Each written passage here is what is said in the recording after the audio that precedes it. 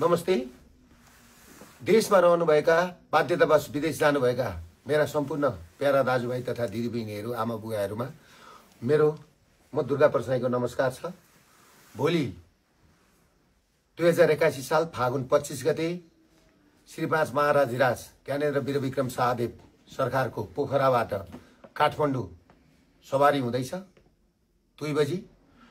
So सवारीमा सरकारलाई स्वागतको लागि सम्पूर्ण नेपाली दाजुभाइहरूलाई एयरपोर्टमा आइदिन।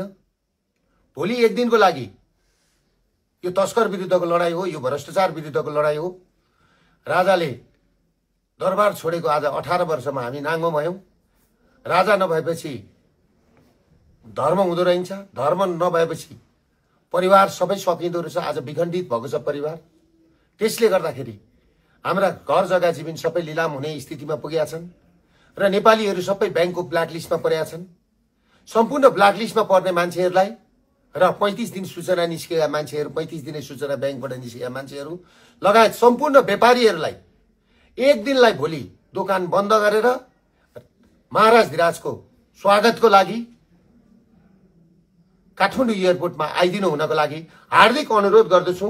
यो मौका तपाईहरुलाई पटक पटक आउँदैन। भोलि फागुन 25 गते तपाईहरुलाई यो मौका आउँदैछ। यो मौका नगुमाउनुहोस्।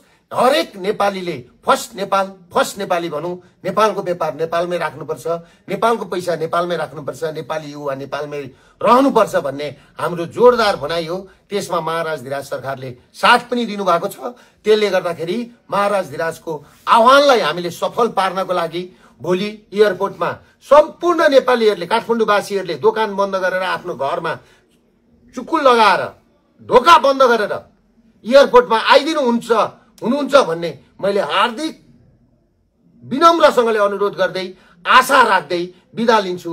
नमस्ते, धन्यवाद।